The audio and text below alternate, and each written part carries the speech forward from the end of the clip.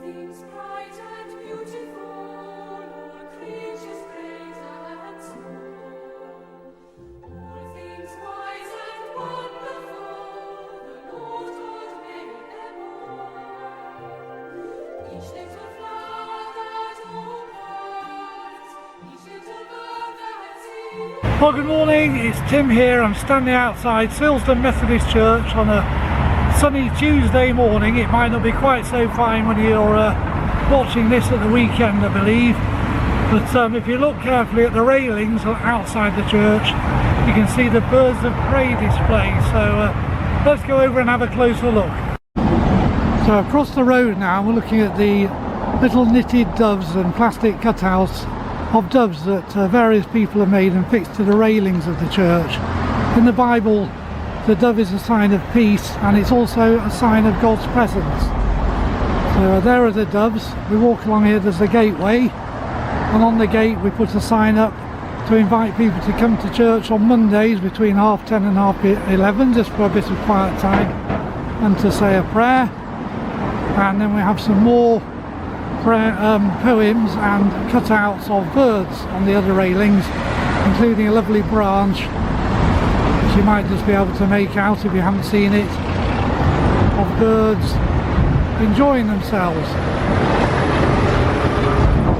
As you can hear, it's very noisy here in Silsden on a morning and quite a lot of the day, but the church garden's always looking lovely, so let's go in there and have a sit for a minute. Well, I'm sitting in the church garden now, and you can probably see the town hall behind me. I'm going to read a story to us from John's Gospel. It's chapter 6, and it's called The Hungry Crowd. There's two things to perhaps look out for today when you hear this story. One is, watch what Jesus is doing, watch what Jesus does, and the other is to see what the young boy does to help Jesus. So here we go. It was another busy day with no time to eat. A crowd of people had been listening to Jesus. Now the sun was going down and everyone was hungry. Send the people away to buy food, Jesus' friends said. No, Jesus answered, we must give them something to eat. How much bread have you got? Andrew, Peter's brother, said, there's a boy here with 5 barley loaves and 2 small fish, but that won't go far. Tell everyone to sit down on the grass, Jesus said. There was a crowd of about 5,000. Then Jesus took the boy's bread and fish and thanked God for them.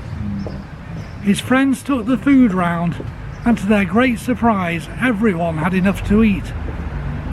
The leftovers filled 12 baskets. Next day, Jesus spoke of another kind of bread. I am the bread of life, he said. Come to me, and I will give you all that you need for the new life I have come to bring. Thanks be to God. So there's a couple of things I suggested we looked out for at the beginning. One was to watch what Jesus did.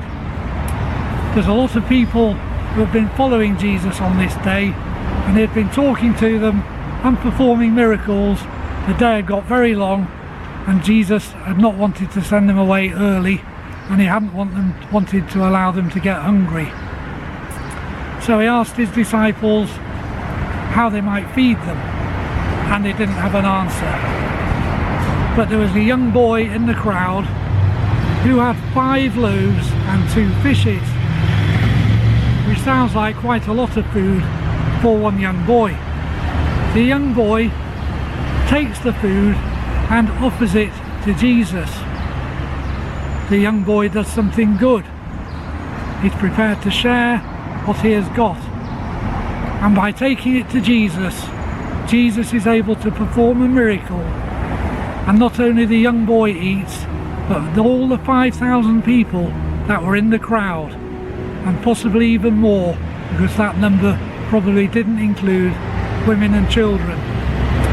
So Jesus performed a miracle, and he was able to perform that miracle because the young boy had offered him help. So that's the message from today, is to, when you get the opportunity, offer help, and who knows, a miracle might well happen. Miracles happen every day, large and small, and it's very easy for us to take them for granted. Right, well, we're now going to have a little bit of a wander around and just see what we can see in our local area. So I'll see you in a few minutes. Well, I've just stopped here on the side of the road for a minute because although it's an area that nobody cares for, it's bursting with life. If you have a look, we've got beautiful purple thistle heads. These are things we call weeds, but they're all things that have grown from seeds, and have grown because God has given them life in the same way that He gives each of us life. And up here we've got the beginning of some brambles, which are nice black berries like raspberries, and perhaps you put them in a pie with some apple. We need to come back in a few weeks' time and they should be big and dark and ready for picking. Just taking a few pictures now of some bees at work, flying in and out of the flowers of the bramble bush. They're collecting the pollen, and in doing that they're helping the bush to make more seeds. So they're helping the bush to grow, and the bush can only grow with God's help. There's also a butterfly that's beautiful, a cabbage white butterfly.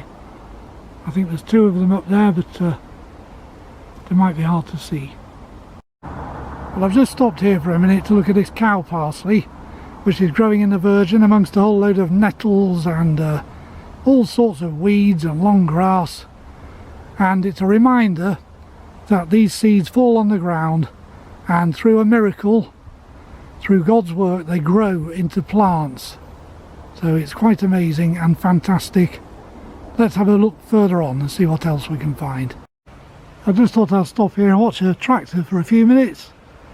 The farmer's been mowing his grass field, now he's drying it out, and he'll come back to make it into hay, so that all this grass will be animal feed over the winter.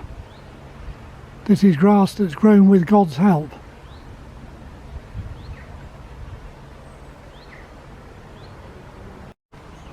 I'm down on the Leeds-Liverpool Canal now, and I was hoping we'd find this family of swans. I've been watching them since the mum and dad had two baby cygnets, and as you can see, they're the sort of scruffy brown birds, and they're quite big now, so they'll lose that dirty brown coating and they'll emerge as beautiful swans. Everybody loves a baby, and everybody knows that babies only come because God is so generous and kind to us. So off they go.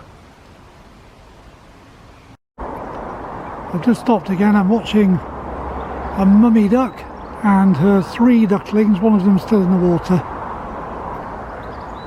There we go. And I've been watching these little ducklings grow up over the last few weeks as I walked along here.